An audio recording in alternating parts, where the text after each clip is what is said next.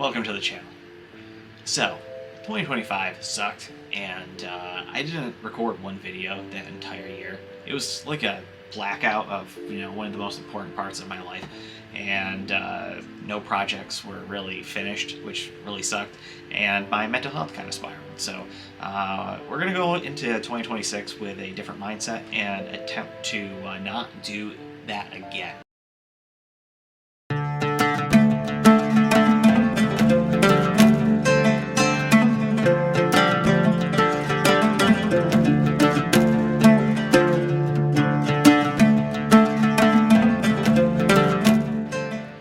How are we going to do that? Well, we're going to go and start off with some projects. Not necessarily the projects that are like super exciting to me right now, but the projects that are just necessary.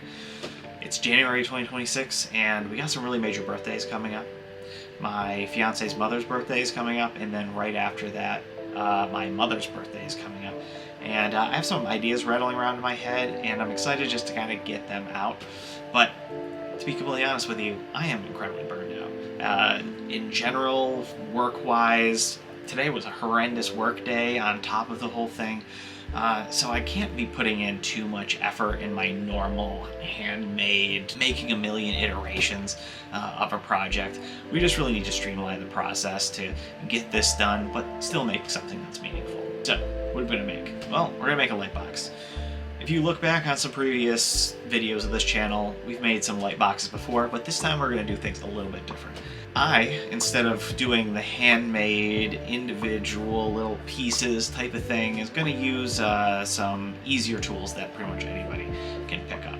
We're going to use MakerLab's Lightbox maker to go and make this, which uses a photo, a multicolored photo to create a light box.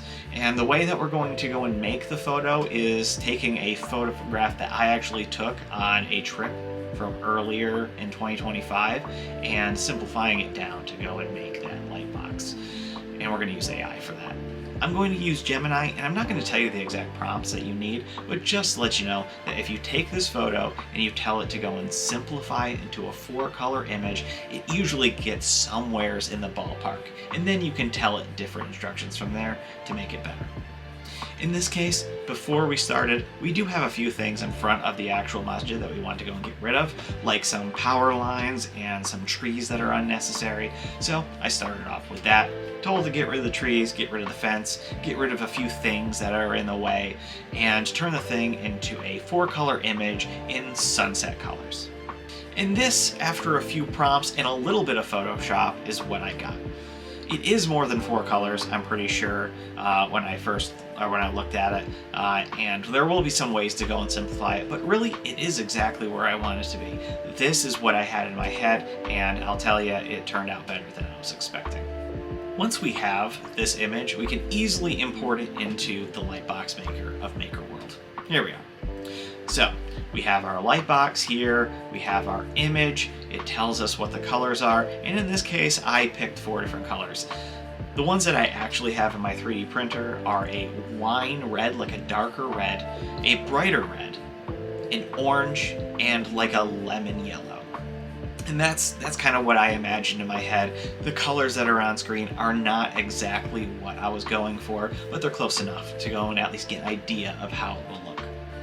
So this right here is the image on the build plate of the X1C. And if we click preview, this is what it spits out. So of course you can turn here to go and turn on the light to go and see what it will look like glowing, but this is essentially what we're going for here. The great thing about the Lightbox Maker is that it really just kind of simplifies the whole process, but it does have a few features that I am going to have to modify. For these light boxes, they're usually built using LED strips that are powered with a USB. I've been making lights for a long time, and that's a real pain in the ass to constantly find a place to plug in a light box. I want the light box to be portable. But I've also made portable lights that use AAA batteries and AA batteries, and having them die every few weeks or every week or so is just not fun. So what we need is a solution that makes things a lot easier. Ooh. I like using my new setup here. It's pretty cool. Lighting this light box up. I've gone through a lot of different versions of this in my head, and I think I found a pretty good solution. But first off, the lights I've made before have used either USB or they have been a few AA batteries, and both of those solutions really suck, to be completely honest with you. AA batteries, you know, if you leave it on, it's dead overnight, and then you have to go and keep replacing batteries over and over and over again. If you don't want to, you know, use batteries, then you got to plug it into a wall using USB-C or using, you know, USB or something like that, like the USB strips, which is a great thing. It's really cool, but in this case, that's not what I want to do. Instead, I want a rechargeable solution. So, what did I start off with? Well, I started off with these pieces right here. I've used these a few times, you know, some 18650 batteries, a charging board that is USB-C, and some LEDs. And, you know, this could work really well. But to be completely honest with you, this is a gift that is going to, you know, somebody and in somebody else's house. And I'm not gonna, you know, mess with lithium-ion battery boards and all that fun stuff, because, you know, one mistake here causes, you know, a house burn down or something like that. So I'm not going to try this myself, but I still like the idea of it. So I do want a lithium-ion battery that is rechargeable and makes it super easy, and hopefully the light is tied into it. After actually a pretty quick Google search, I found some really cool lights that could work for our project here. And these are the ones I settled on, kind of gambled, hoping that these would be right for our situation. They are USB-C, they have an on and off button, and you can change the actual temperature of the light. I don't really care too much about changing the temperature at all. Once I set it, I really just want it to go and be that temperature. And also, I want it to be completely controlled by this on and off switch and not tapped at all.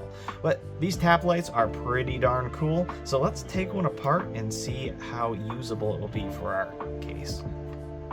Okay, here we go. Oh, we got it popped. Oh, look at that. 3.7 volt battery. Pretty much all of these are 3.7 volt batteries. We got 2 screws on the back here, and I hope this is all just one board. So let's go and take the 2 screws out and see if we can just kind of remove the light assembly from this. And I'm hungry. Filled with anxiety and sadness, so I really probably should eat. So we got 2 little screws here. Oh, look at that. It comes out as one piece. So here's the board with the LED on it. It's got the button to change the temperature of the light right here. We got our on and off button, and we got our USB-C. So what we need to do is pretty much figure out a way to go and take this piece right here and just kind of fit it into our light that'll glow into the back of our light. It is kind of a single point light, so we might have to find a way to diffuse it a little bit, but I don't see why this wouldn't work. So I'm gonna go and take a few pictures of this. I'm going to throw this on like the scanner and hope that, you know, these holes are close enough to get a scan of that, and then I'll 3D print something. This is a prototype. This is actually the wine color that we were talking about that we're going to 3D print this out of. I just kind of guesstimated on you know, the holes for the USB-C and the switch. And, you know, side by side, they don't look too far off. We are going to use these screws, the original screws with it, and we got our stainless right here. So let's kind of throw that in there and see if it actually fits. Oh, maybe not. Maybe not. Oh, it's upside down. Duh. Okay. So USB-C goes there. We got our switch here, and we set it in there. Oh, it's flat. So now it's flat. And here we are. So if we just kind of hold it in place, we can see that both of these screws are not in the right spot. So we are going to have to take at least, you know, remove at least one of them, and we'll use our original screw here. And let's see. So the USB-C is in a pretty good spot, but it's off right now, but it's in the middle of the hole, so it allows us to turn it on, but it probably should be modified. Just as a side note, I did add this little circle here because on the board, that's where it has the light for when it's charging and when it's done charging. So we do have a light there. But overall, it does look pretty good. Yeah, it's actually not too far off here when it's all pressed up here. So we just have to go and modify the switch, and that's what it looks like. So we got this hole that's going to be in the back of the light box, I'm pretty sure, and maybe I'll like build a little or 3D print like a little white dome to go and kind of spread the light around a little bit. But I think this is a pretty good start. Well, now that we have the lighting solution semi-figured out, let's get back to actually 3D printing the Lightbox. So, this Lightbox maker is pretty cool. It does create it in 2 pieces. The front and the sides are all one piece, and then it has a back cover that snaps on. We will have to modify the back cover if we're going to use that lighting solution, but we'll get there when we get there. So let's take it and export it so we can prepare to print. So this is what it looks like on the print. Of course, it's going to be face down, so whatever texture you have on your build plate is going to show up on the front of, this light box. I have 3 build plates, one that is dual-sided that has a carbon fiber pattern and then a weird like triangular pattern, and then the other one is the stock one that has that nice texture to it.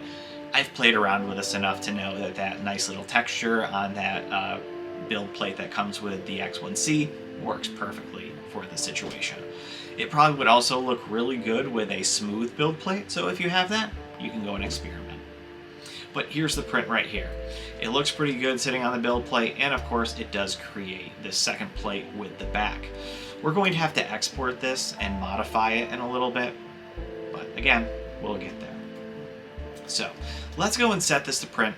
I'll send it to the X1C and we'll see what we come up with.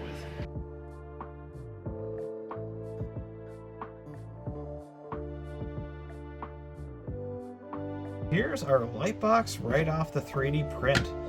So it did 3D print down like this, and this is what the front looks like. It looks pretty damn good. I do like the texture. Actually, let's do a little bit of a test here. Let's turn on our LED and just kind of sit and look. Ooh, I do like that. Those colors really pop. That is fantastic. This is all PLA, by the way. I don't know if I said so. But this is all PLA. Different colors. Wine, red, orange, and a lemon yellow. Of course, the light does need to be diffused quite a bit to go and make sure that it lights up the entire inside and the entire thing, but I'm really happy with that, and I really love that the wine doesn't let any of the light through. Really, it lets it through a little bit, but it's a very nice amount of glow. We went back to a little bit to the drawing board to just kind of make sure that our holder here works a lot better, and these are the 2 versions that we have. Both of these are the same. They're just printed with different top layers just to go and see how they look. But as you can see right here, we did modify it to go and make it so the plug and the switch are cut out just a little bit. Make it a little bit easier to go and hit the switch and get it plugged in. We also added this base here, and this one right here just has a not really a chamfer on it, but this one I did add a chamfer, and I much prefer this one compared to this one. So let's continue to look on that. I also added 2 screw holes for a cover plate for this, and also this little flange on the bottom. They might ask me, what does this flange do? Well, this flange interacts with the backing plate for this. So as we can see, this is the backing plate that gets generated, and all I did was cut a hole out of it and go and cut this little ridge. And we have our hole here. So it allowed us to go and print this very nicely, and what we're going to do is we're going to take this piece right here and glue it on the inside of this back piece, and that should allow us to go and put this, make this light. Very excited. So this right here is a nice fit. It doesn't go anywhere. Oh, that is fantastic. So what I'm going to do is super glue it in, and I'm not going to glue the flange. I think I'm just going to go and put glue in this crevice here to make sure it doesn't pop out. Let's do just one more test to make sure that everything is fitting real nice. So we go and get that in the hole, we get the switch in its hole, and right now, look at that, we got our holes all set. That is perfect. We got that nice and secure. We got our USB-C, we got our switch, and we are all set. The only thing I haven't shown yet is the backplate. This backplate right here is just to go and cover this up. It's not pretty. I probably could do a better job on this, but I'm not going to. So this is just super glue gel. Maybe it's not the best thing to use in this case. Maybe a thinner super glue would be a better idea, but it's fine. It's fine. So I'm just gonna go along the edge here and just kind of fill up that crevice. It is nasty stuff, so I don't go and spraying it too much. Now I got it on my pants. Very cool. Awesome. And then we're going to go and move on to just doing a few strips.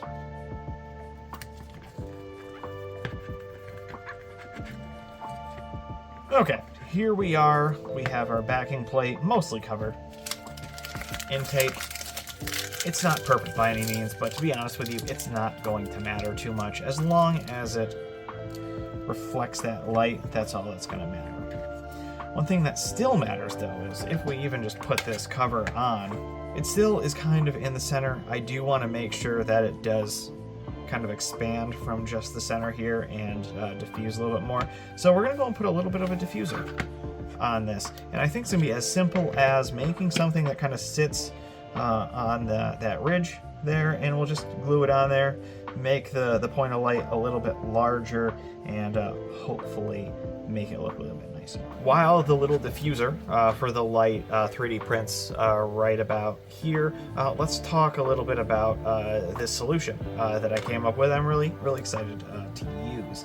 So creating this little puck thing right here that holds the puck light guts really is going to be a game changer. I can use this across pretty much any lighting project that I can pretty much come up with. My mom's birthday is also coming up, and I was thinking about doing one with a lighthouse in it, and I thought that would be really exciting. So really, as long as I go and make a light box, all I have to do is cut out this shaped hole out of the back cover that gets generated, and boom, we actually have a light. Very exciting. One thing that I do want to add on future ones is maybe use the multicolor feature to go and write something like USB-C or rechargeable or something like that on the back. I was also playing around with a few branding ideas. Right here we got soup tits. I was thinking about maybe gluing it, or maybe even doing an indentation in the back here to go and glue it, just to make it look a little bit cooler, but that's not really necessary for this project right here. That's future iterations of this. Again, I'm not trying to burn myself out. We got our dirty and quick little print here. It is not perfect. It's just PLA white little plug that kind of fits right in there that we're going to glue down. It should help a little bit with the amount of diffusion. So if we turn this thing on, there it is. And just kind of spreads the light around a little bit and should make it so it glows a little bit more evenly on the back plate. I'm pretty excited with that. So let's just do a quick little super glue that in.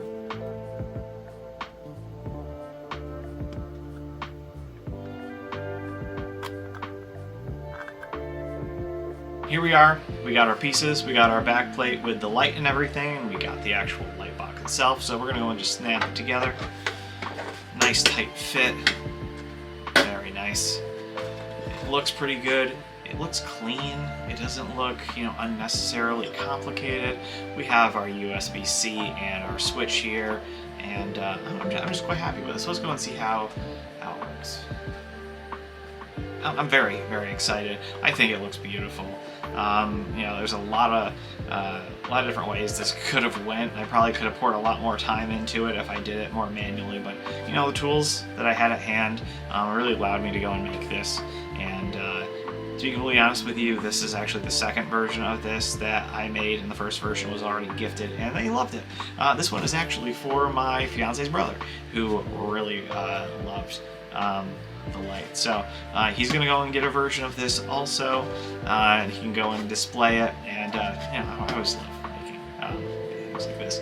But you know, thank you for watching. Thank you for going on this journey with me, and you know, watch out for another video coming out hopefully soon.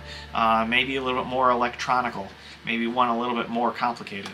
But it's gonna be fun nonetheless. Thanks.